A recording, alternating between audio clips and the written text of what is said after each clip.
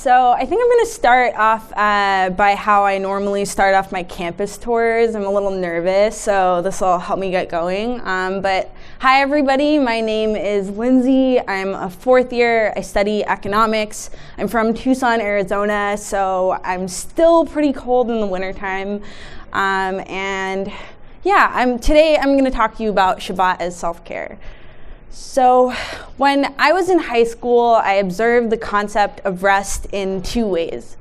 The first was every single day at lunch, I would walk by this boy, and we never met, never introduced ourselves, but I would watch him as he napped on the middle of the grass, and he put his backpack behind his head as this pillow, and I thought that I couldn't imagine myself ever doing something like that. I thought that lunchtime was a time for prepping for the SAT or socializing or being busy. The other way that I observed this concept of rest was through the practice of Shabbat. And for those of you who don't know, Jewish people practice Shabbat in the tradition of the book of Genesis. And God created the earth, He created light, and then after 6 days, there's something going on. After 6 days, getting all biblical now. After 6 days, He created this concept of rest, the seventh day, Shabbat. For me, I watched really religious people practice Shabbat by not turning on light switches or not using their phone. In my family, we would make Shabbat dinner every Friday night growing up.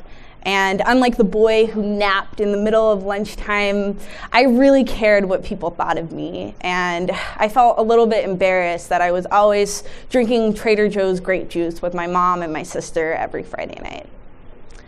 When I got to college, I completely forgot this idea of rest. I abandoned the concept of Shabbat. And I joined as many clubs as I possibly could so that I could fill my resume. I focused on my grades so deeply it almost gave me pain. My sophomore year of college, I dealt with the death of my grandfather and heartbreak, and I was busier than I could ever imagine. And in those moments, I felt like I was completely drowning.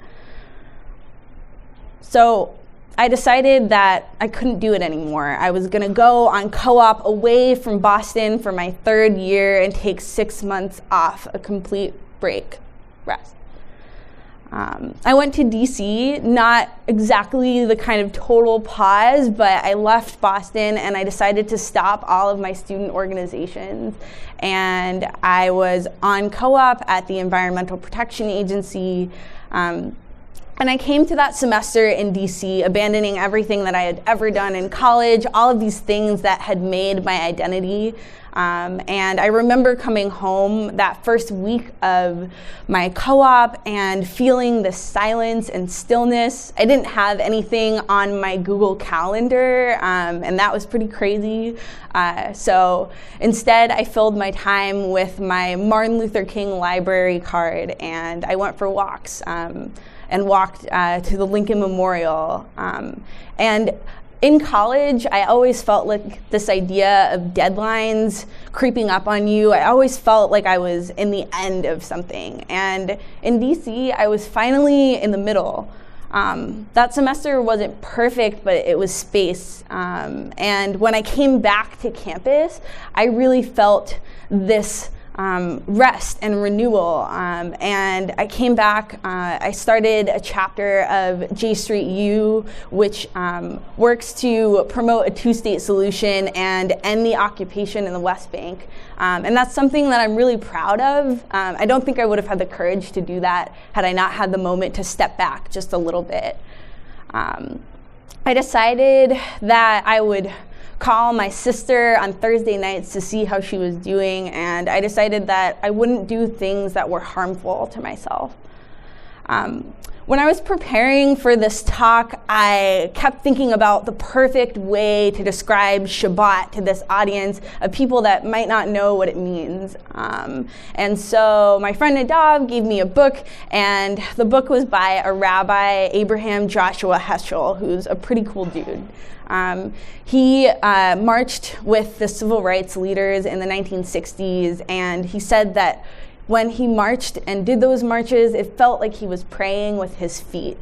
And for me, I thought that the answers of what Shabbat meant would be in the middle of the pages of this book. And I read things that were beautiful. I read that when God created light, that people had a second soul in the seventh day of Shabbat, or that taking this rest is creating a sanctuary of time for yourself. And those things were beautiful, but to my agnostic self, also a little bit confusing.